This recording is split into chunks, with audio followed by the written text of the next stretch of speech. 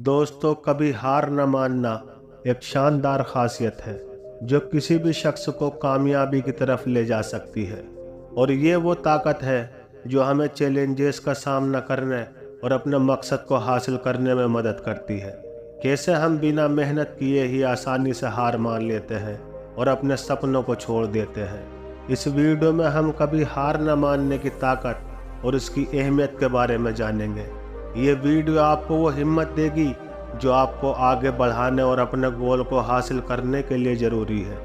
तो चलिए इसे गौतम बुद्ध की कहानी के माध्यम से समझते हैं कि जिद क्या चीज़ है और ये हमारी ज़िंदगी में कैसे तब्दीली ला सकती है। दोस्तों, एक बार की बात है, एक बहुत ही दुखी शख्स एक महात्मा के पास आकर कहता है कि मैं अपनी ज़िंदगी से बहुत दुखी हूँ। मैं अपने बीवी बच्चों और अपने परिवार को भी खुश नहीं रख सकता। मैं अपने लिए भी कुछ नहीं कर पा रहा हूँ। कभी कभी तो मुझे अपनी ज़िंदगी को ख़त्म कर देने के भी ख्याल आते हैं। मैंने आपके बारे में बहुत कुछ सुना है कि आप मुझे कोई रास्ता बता सकते हैं जिससे मैं अपने बुरे वक्त से बाहर आ सकूं। मेरा बहुत बुरा वक्त चल रहा है। 2 वक्त की रोटी का इंतज़ाम करना भी मेरे लिए बहुत मुश्किल हो गया है। अब आप ही बताइए कि ऐसे दौर में मैं ज़िंदा रहूं तो कैसे रहूं, कैसे अपने परिवार को खुश रखूं। मेहरबानी करके कोई आसान सा तरीका बताने की हमदर्दी कीजिए ताकि मैं आसानी से समझ सकूं, क्योंकि मैं बहुत पढ़ा लिखा नहीं हूं। अगर आप बड़ी बड़ी इल्म ज्ञान की बातें करेंगे तो शायद मैं कभी नहीं समझ पाऊंगा। ये सुनकर महात्मा ने मुस्कुराते हुए कहा कि क्या तुम मेरा एक काम कर सकते हो। उसने सामने की तरफ इशारा करते हुए कहा कि उस ऊंची पहाड़ी पर एक मंदिर है और उस मंदिर के पास चींटियों का एक घर है जहां पर हजारों चींटियां रहती हैं। तुम्हें सुनने में बड़ा अजीब लगेगा, लेकिन वे चींटियां उन मंदिर की जमीन को खराब कर देती है। उस मिट्टी की उपजाऊ ताकत वे खत्म कर देती है, जिसकी वजह से वहां पर कोई भी पेड़ या कोई भी घास फल फूल नहीं पाती है। तुम मेरा एक काम करो, उसके बाद मैं तुम्हें तुम्हारे सवालों का जवाब दूंगा। तुम 7 दिन तक रोज उस पहाड़ी पर जाओ और उस चींटियों के घर को तहस नहस कर दो, उसको तोड़ दो। जब भी तुम्हें मंदिर के आसपास कोई चींटियों का घर दिखे तो उसे वहीं पर तहस नहस कर देना। लेकिन याद रहे, घर को तोड़ने में कोई भी चींटी नहीं मरनी चाहिए। इस बात को समझने की कोशिश करते हुए वे शख्स वहां से चला गया। शायद उसको कुछ समझ में नहीं आया था कि महात्मा जी ऐसा क्यों करवा रहे हैं। वह तो उन चींटियों पर नाइंसाफी कर रहे हैं, उनका घर तोड़वा रहे हैं, उन्हें नुकसान पहुंचा रहे हैं। आखिर कौन महात्मा ऐसा करेगा। लेकिन फिर भी उस महात्मा की बात मानते हुए वह अगले दिन से ही पहाड़ी पर जाना शुरू कर देता है। जब वह पहले दिन पहाड़ी पर पहुंचता है तो देखता है कि बहुत सारी चींटियां अपना खाना इकट्ठा करने में लगी हुई हैं। सारी चींटियां लाइन से चल रही थी और अनाज के छोटे छोटे दाने उठाकर अपने घर में जमा करती जा रही थी। ये देखकर पहले तो उस शख्स का मन कमज़ोर पड़ गया। उसने सोचा कि ये इतनी मेहनत करके अपना घर भर रही है और मैं उनके घर को तबाह कर दूंगा तो इनको कितना बुरा लगेगा। लेकिन फिर उसने उस महात्मा की बात याद करते हुए उनके घरों को तोड़ना शुरू कर दिया। जल्द ही चींटियों में हाहाकार मच गया। वे इधर उधर दौड़ने लगी। अभी तक जो लाइन में चल रही थी वह बिखर गई और इधर उधर अपनी जान बचाने के लिए भागने लगी। थोड़ी देर में घर टूट गया और सारी चींटियां इधर उधर छुपने के लिए भाग चुकी थी। ये करने के बाद वह शख्स दुखी मन से वापस अपने घर पर लौट आया। उसका मन परेशान था, दुखी था, पछतावे से भरा हुआ था। फिर उसने अपने बिस्तर में रात में लेटे लेटे ही सोचा कि अब तो उन चींटियों का घर तबाह हो चुका है, अब वहां वापस जाने का क्या मकसद है, अब क्या फायदा होगा। क्योंकि चींटियों का घर तहस नहस करने के लिए महात्मा जी ने कहा था, जो मैं कर चुका हूँ। लेकिन फिर कुछ सोचकर उसने अगले दिन फिर से जाने का इरादा किया और अगले दिन सुबह सुबह उठकर वह वापस उसी पहाड़ी पर पहुंच जाता है। पहाड़ी पर पहुंचकर वह उसी जगह पर पहुंचता है जहां पिछली सुबह उसने उस घर को तहस नहस कर दिया था। लेकिन वो ये देखकर चौंक जाता है कि उन चींटियों ने फिर से अपना घर उसी जगह पर बना लिया था और अब वे फिर से अपने घर के लिए सामान इकट्ठा करने में जुटी हुई थी। उस आदमी को देखकर लगा कि ये चींटियां कितनी मूर्ख हैं। इनको पता है कि कल ही इनका घर इसी जगह से तबाह किया गया है और उसी जगह पर उन्होंने अपना नया घर भी बना लिया। और ये सोचकर वह आदमी हंसने लगा, लेकिन फिर से महात्मा की बात याद करते हुए उसने उन चींटियों का घर फिर से तबाह करना शुरू कर दिया। फिर से उन चींटियों में हलचल मच गई और थोड़ी देर में वे चींटियां इधर उधर अपनी जान बचाने के लिए भागने लगी। कुछ ही देर में उनका घर फिर से खत्म हो गया और वे शख्स सोचता है कि इस बार तो मैंने अच्छी तरह से उस घर को तबाह कर दिया है, अब तो वे चींटियां यहाँ पर अपना घर नहीं बना पाएंगी। इसलिए जाने से पहले उसने उस घर पर ठंडा पानी भी डाल दिया ताकि चींटियां वहां पर अपना घर न बना सके। और इस तरह अपना काम पूरा करके वह शख्स फिर से अपने घर लौट आया। आज रात में सोते वक्त फिर से वह इंसान यही सोच रहा था कि क्या महात्मा ये सही काम करवा रहे हैं? क्या किसी का घर तबाह करना किसी महान इंसान को शोभा देता है? क्या हो अगर वह महात्मा महान इंसान हो ही ना? क्या होगा अगर वे मुझे बेवकूफ़ बना रहे हो? लेकिन फिर उसने इरादा किया कि मैं अपने काम को पहले पूरा कर लेता हूँ, उसके बाद ही पता चलेगा कि महात्मा मुझसे ऐसा क्यों करवा रहे हैं। और यही सोचकर वह रात में सो जाता है। अगले दिन सुबह उठकर वह फिर से इस पहाड़ी की ओर निकल जाता है। पहाड़ी पर पहुंचकर वह उसी जगह पर पहुंचता है जहां पर उसने उनके घर को तबाह किया था। और वह यह देखकर खुश हो जाता है कि वहां पर कोई भी घर नहीं था, सारी चींटियां वहां से भाग चुकी थी। अब उसने सोचा कि मेरा रोज रोज आने का क्या मकसद है, क्योंकि चींटियां तो अपना घर बदल चुकी है और महात्मा जी ने मुझे 7 दिन आने के लिए कहा था, लेकिन आज तो तीसरा ही दिन है, अब बाकी 4 दिन वापस आने का क्या फायदा है। और यही सोचकर उसने इरादा किया कि यहाँ से वह सीधे इस महात्मा के पास जाएगा और उनको ये सारी खबर बता देगा। जब वह वापस मुड़कर उस पहाड़ी से उस महात्मा की कुटिया की तरफ जाने लगा तो अचानक उसकी नज़र एक और घर पर पड़ी जो कि चींटियों का ही बनाया हुआ था। मतलब कि वह घर चींटियों ने ही बनाया था और अब वे चींटियां नए घर में रहने लगी थी। ये नया घर उनके पुराने घर से थोड़ी ही दूरी पर था। और जब उस शख्स की नज़र उन घरों पर पड़ी तो उसने सोचा कि शायद महात्मा को पता था कि ये चींटियां अपना घर यहाँ से बदल कर किसी दूसरी जगह पर बना लेगी, इसलिए उन्होंने मुझे 7 दिन आने के लिए कहा था। और यह ख्याल करके वह उसका नया घर भी तोड़ने के लिए पहुंच जाता है। जब वह वहां पहुंचा तो चींटियां उसी तरह अपने काम में लगी हुई थी। वह अपने लिए खाना इकट्ठा कर रही थी और अपने घर में जमा करती जा रही थी। जो पुराना घर टूटा था वहां भी अनाज के दाने बचे हुए थे और चींटियां वहां से भी अनाज इकट्ठा करके वापस अपने नए घर में ला रही थी। अब यहाँ पर फिर से उस शख्स का मन थोड़ा कमजोर पड़ गया, क्योंकि वह खुद भी कमजोर था, खुद भी वक्त का मारा हुआ था। इसलिए उसके मन में उन चींटियों पर रहम आ रहा था, उनके ऊपर उसे तरस आ रहा था। वह चाहता था कि उनकी मदद करे, लेकिन वह उल्टा उनको नुकसान पहुंचा रहा था। लेकिन उस महात्मा की बात को याद करते हुए उसने फिर से उस घर को तोड़ने का इरादा किया और उसने इस बार बड़ी ही सावधानी के साथ बिना किसी चींटी को कोई नुकसान पहुंचाए वो घर तबाह करना शुरू कर दिया। वक्त थोड़ा ज्यादा लगा, क्योंकि किसी भी चींटी को नुकसान न पहुंचाने की शर्त महात्मा ने पहले ही रखी थी। इसलिए उसने बड़ी सावधानी के साथ उन घरों को तबाह करना था। लेकिन आखिरकार उसने उस घर को भी तबाह कर दिया। इस बार वह पहले से भी ज्यादा दुखी था, क्योंकि उसने उनका नया घर भी तोड़ दिया था।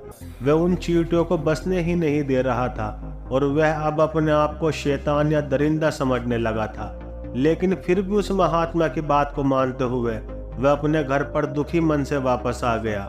रात में सोने से पहले एक बार फिर उसने सोचा कि मैं कितना बड़ा शैतान हूँ, कितना बड़ा दानव हूँ। पुराने घर तो छोड़ो, मैं उन चींटियों को कहीं भी बसने के लिए कोई जगह नहीं दे रहा हूँ। वे चींटियां मेरे बारे में क्या सोचती होगी, वे कितना दुत्कारती होंगी उस परमात्मा को जो मुझसे ये काम करवा रहा है। लेकिन फिर भी उसने अगले दिन जाने का इरादा किया और अगले दिन सुबह सुबह वह फिर वहां पर पहुंच गया। वह ये देखकर फिर से हैरत ज़दा रह गया कि इस बार चींटियों ने एक और नई जगह पर अपना घर बना लिया था।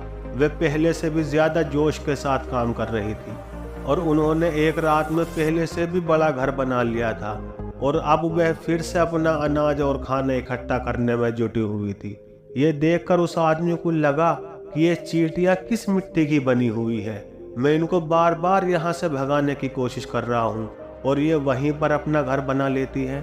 क्या इनको पता नहीं है कि मैं इन्हें यहाँ पर कभी भी बसने नहीं दूंगा?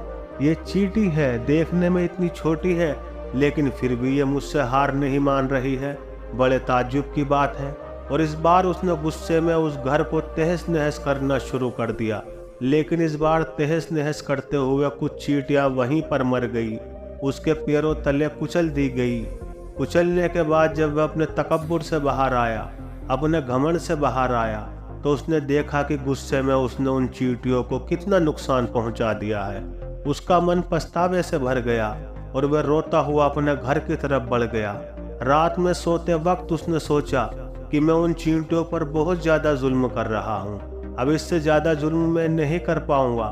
और यही सोचकर वह अगले दिन उन चींटियों के लिए अपने घर से थोड़ा आटा लेकर उस पहाड़ी पर पहुंच जाता है। आज उसके मन में उन चींटियों के लिए हमदर्दी और रहम का भाव था। आज वह उनकी मदद करना चाहता था। और जब वह वहां पर पहुंचा तो चींटियां फिर से अपने नए घर को बनाने में जुटी हुई थी। उसने बड़े ही रहम के साथ उन चींटियों को अपना लाया हुआ आटा खिलाया और अगले 3 दिनों तक वह ऐसा ही करता रहा। जो इंसान पिछले 4 दिनों से चींटियों को नुकसान पहुंचा रहा था, अब वही इंसान उनकी मदद कर रहा था। वह रोज सुबह जाता और उन चींटियों को अपने हाथों से आटा खिलाता। 7 दिन के बाद वह शख्स उस महात्मा के पास पहुंचकर हाथ जोड़कर बोलता है कि हे महात्मा जी, मुझे माफ कर देना। मैं उन चींटियों का घर तबाह करने की बहुत कोशिश की। मैंने उनके घर तबाह किए, एक बार नहीं 4-4 बार मैंने उनके घर को तोड़ा। उसके बाद मैं हिम्मत नहीं कर पाया, उनके घर को नहीं तोड़ पाया। मैं समझ सकता हूँ कि मैंने आपका काम पूरा नहीं किया और इसके बदले आप मुझे वे तरीका भी नहीं बताएंगे जो कि मुझे मेरे बुरे वक्त से बाहर निकाल सकता है। लेकिन मुझे इसका कोई दुख नहीं है। मुझे लगता है कि मैंने जो किया है वो सही किया है, इसलिए मैं आपसे इजाज़त लेकर वापस जा रहा हूँ। मेहरबानी करके मुझे वापस अपने घर जाने की इजाज़त दीजिए। ये सुनकर उस महात्मा ने मुस्कुराते हुए कहा कि अरे बेटा, इतनी भी क्या जल्दी है, रुको तो सही, जलपान तो कर लो, थोड़ी देर ठहर जाओ, उसके बाद चले जाना। और ये कहकर वे महात्मा उस शख्स के लिए पानी लेकर आते हैं।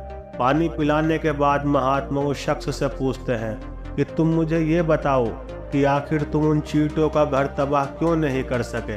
वे चींटियां तो छोटी छोटी है और तुम इतने विशाल हो, फिर भी तुम उन छोटी छोटी चींटियों का घर तबाह नहीं कर पाए। कहाँ है तुम्हारी ताकत, कहाँ है तुम्हारा बाहुबल?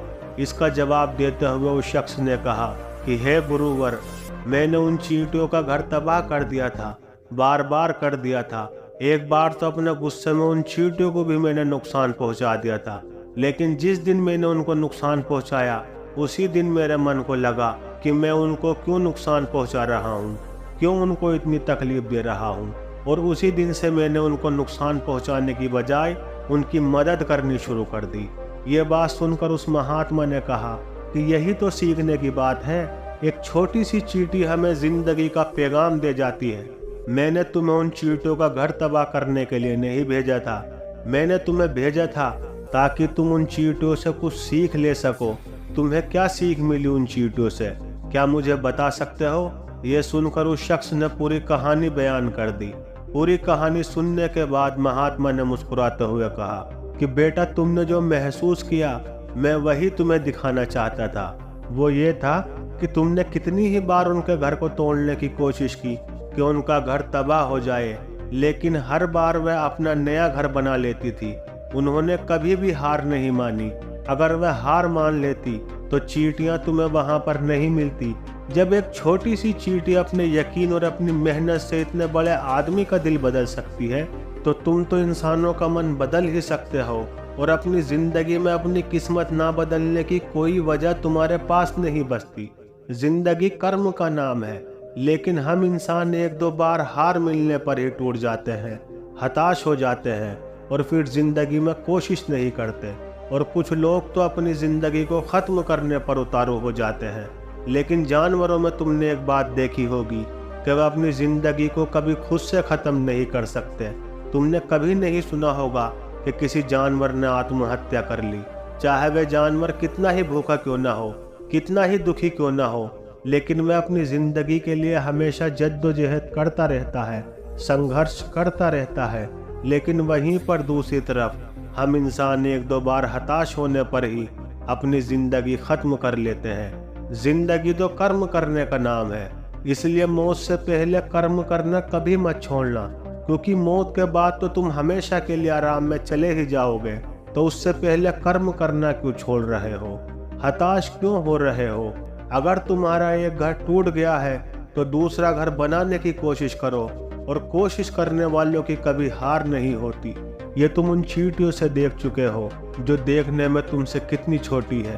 वे चींटियां और तुम इतने बड़े हो, लेकिन उनका मन तुम्हारे मन से इतना बड़ा है, इतना विशाल है, इतना मजबूत है कि इतनी बार घर टूटने पर भी उन चींटियों ने कभी हार नहीं मानी।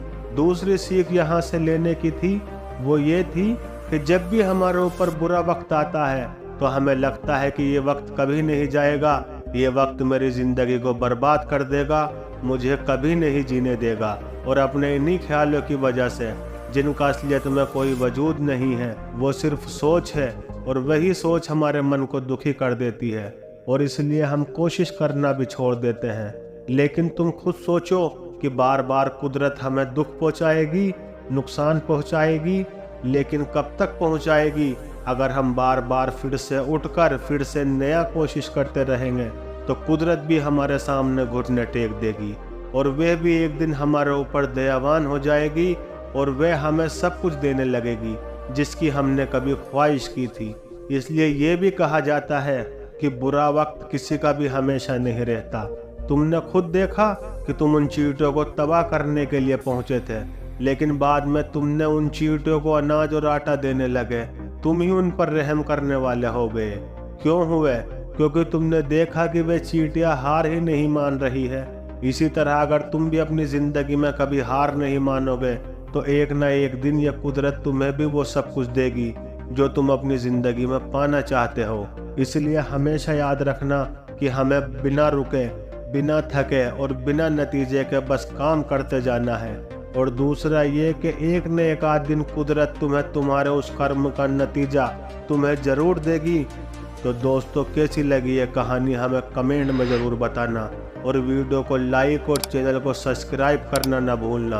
अपना कीमती वक्त देने के लिए धन्यवाद।